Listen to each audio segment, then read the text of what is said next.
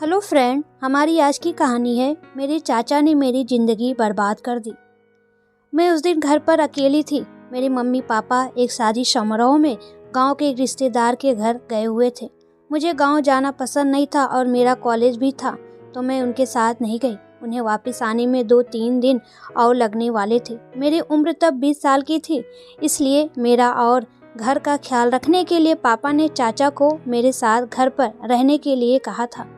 लेकिन मैं अपने चाचा को बिल्कुल भी पसंद नहीं करती थी और मुझे उनसे डर भी लगता था, क्योंकि जब मैं छोटी थी तो एक बार चाचा ने मुझे अपनी गोद में बिठाकर मेरे साथ कुछ ऐसा कार्य किया था जिसे किसी को बता पाना भी मेरे लिए शर्म की बात थी। लेकिन तब मुझे इन चीज़ों की ज़्यादा समझ नहीं थी। लेकिन जैसे जैसे मैं थोड़ा बड़ी हुई तो मुझे पता चल गया था कि चाचा ने मेरे साथ गलत काम किया था। इस बात को गुजरे काफ़ी समय बीत चुका था और मैं भी उस वाक़ये को भूल गई थी। मैंने मम्मी पापा को इसके बारे में कभी कुछ भी नहीं बताया था। उस दिन दोपहर में जब मैं कॉलेज से घर वापस आई तो चाचा मेरे लिए खाना बना रहे थे। उन्होंने मेरे आते ही बहुत ही घूरती नज़रों से मेरी तरफ देखा और फ्रेश होकर खाना खाने के लिए कहा। मैं पहले से ही अपने चाचा से डरी हुई थी, इसलिए मैं चुपचाप अपने कमरे में चली गई। जब मैंने दरवाज़ा लॉक करने की कोशिश की तो मैंने देखा दरवाज़ा का लॉक ख़राब हो चुका है। फिर मैं वॉशरूम में गई तो वहाँ का लॉक भी ख़राब था। अब मुझे थोड़ा डर लगने लगा था, क्योंकि सभी लॉक एक ही दिन में एक साथ अपने आप तो ख़राब नहीं हो सकते थे। ज़रूर इसमें कोई वजह होगी। फिर मैंने डरते हुए ऐसे ही अपने कमरे में कपड़े बदलने शुरू कर दिए। मैंने अभी अपनी टी शर्ट उतारी ही थी कि तभी अचानक चाचा, यह जानते हुए भी कि मैं कपड़े बदल रही हूँ, मेरे कमरे में आ गए। उनकी नज़र सीधा मेरे उभरों पर ही टिकी हुई थी। मैंने अपने उभरों को अपने हाथों से ढक लिया और शर्म और डर के मारे मेरा दिल बैठा जा रहा था। तब चाचा ने कहा, मुझसे शर्माने की क्या ज़रूरत है? तुझे तो मैं बिना कपड़ों के बचपन से देखता आया हूँ। शायद तुम भूल गई, जब मैंने इन्हें पिछली बार चखा था तब तो ये नींबू के दाने के बराबर थे, लेकिन अब तो ये काफ़ी बड़े हो चुके हैं, बिल्कुल पके हुए संतरे की तरह। उनकी इन बातों से मैं काफ़ी डर गई और मैंने उन्हें वहाँ से जाने के लिए कहा। लेकिन मेरी बातों को अनसुना करके वो हंसने लगे और मेरे पास आकर मेरे उभरों से मेरे हाथों को हटाकर इसे ज़ोर से पकड़कर कहने लगे, अरे अभी तो मैंने कुछ किया भी नहीं, पहले इन पके हुए संतरों का थोड़ा स्वाद तो चख लेने दो, फिर मैं चला जाऊँगा। मैं बहुत ज़्यादा डर गई थी और डर के मारे अब मेरा शरीर काँपने लगा था। फिर उन्होंने धीरे से मेरी जींस की चेन को खोला और अपनी उंगली को मेरे आगे के हिस्से पर फेरने लगे। अब तो मेरा पूरा शरीर ठंडा पड़ चुका था और ऐसा लग रहा था जैसे मेरे दिल की धड़कन थमने ही वाली हो। तभी उन्होंने मुझे उठाकर बेड पर लिटा दिया और खुद घुटनों के बल मेरे सामने ज़मीन पर बैठ गए। मैं अब समझ चुकी थी कि मेरे साथ कुछ बहुत ही बुरा होने वाला है, लेकिन डर के कारण मेरी तो आवाज़ भी निकलना बंद हो चुकी थी। ऊपर से तो मैं पहले ही बिना कपड़ों की थी। तभी चाचा ने फिर से मेरे आगे के हिस्से पर अपनी उंगली फेरते हुए कहा, देखो इसे, अब तो यह भी उस काम के लायक तैयार हो चुकी है। मैंने रोना शुरू किया और हाथ जोड़कर उनसे ऐसा ना करने के लिए कहा, लेकिन तभी उन्होंने मेरे आगे के हिस्से को चूमना शुरू कर दिया और मेरे उभरों को बहुत ज़ोर से कसकर पकड़ लिया। मुझे अब पता चल चुका था कि अब मेरे पास बचने का कोई तरीका नहीं है।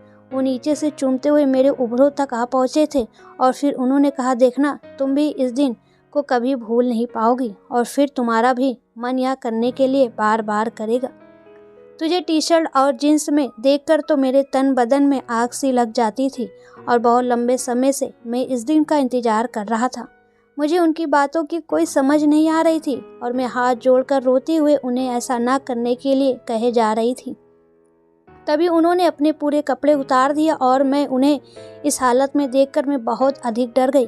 फिर वो ज़बरदस्ती अपने आगे वाले हिस्से को चूमने के लिए बोलने लगे, लेकिन मैंने ऐसा करने से इनकार कर दिया तो गुस्से में उन्होंने मेरे आगे वाले हिस्से पर काटना शुरू कर दिया। अब दर्द के कारण मेरा बहुत बुरा हाल हो गया था, लेकिन वो बिना रुके मेरे जिस्म के हर एक जगह पर लगातार काटे जा रहे थे। मुझे पता था अगर मैं चिल्लाई भी तो मेरी आवाज़ सुनने वाला कोई नहीं था, लेकिन फिर भी डर के मारे मैंने अब चिल्लाना शुरू कर दिया। उन्होंने मेरे मुंह पर अपना हाथ रखते हुए कहा, तुम्हें भी अच्छे तरीके से पता है कि यहाँ तुम्हें सुनने वाला कोई नहीं है, तो चिल्लाने का क्या फ़ायदा। तुम भी इसका मज़ा लो, देखना धीरे धीरे तुझे भी मज़ा आने लगेगा।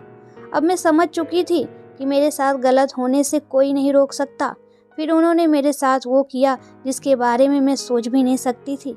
इसका दर्द इतना अधिक था कि मेरी चीख निकल गई। मेरे रोने और चीखों की आवाज़ से उन्हें कोई फ़र्क नहीं पड़ रहा था।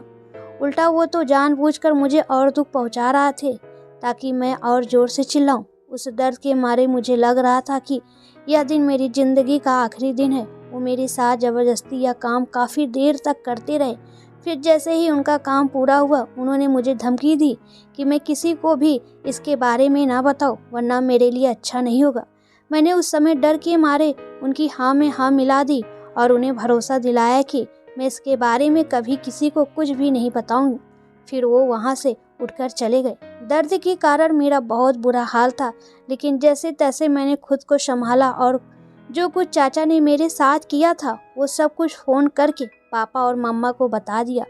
मेरे मम्मी पापा उसी शाम घर आ पहुँचे और मेरी ये हालत देखकर समझ गए कि मैं सच बोल रही थी। पापा ने उसी समय पुलिस को बुला लिया और चाचा को उनके हवाले कर दिया। पापा मेरे सामने रोते हुए हाथ जोड़कर माफ़ी मांगने लगे और कहा उन्हें अपने सगे भाई से ऐसी उम्मीद बिल्कुल भी नहीं थी, वरना वो मुझे उसके साथ ऐसे अकेले छोड़कर कभी नहीं जाते। तब मैं भी उनके गले से लगकर रोने लगी। दोस्तों, ये कहानी एक सबक देती है कि अपनी बच्चियों को कभी भी अकेला किसी के साथ ना छोड़ें। आज के समय में लड़कियों का सबसे अधिक शोषण उसके घर में होता है। इस कहानी का उद्देश्य किसी के ऊपर शक पैदा करना नहीं है, लेकिन ऐसे लोगों से अपनी बच्चियों को बचाने का एक सबक देती है।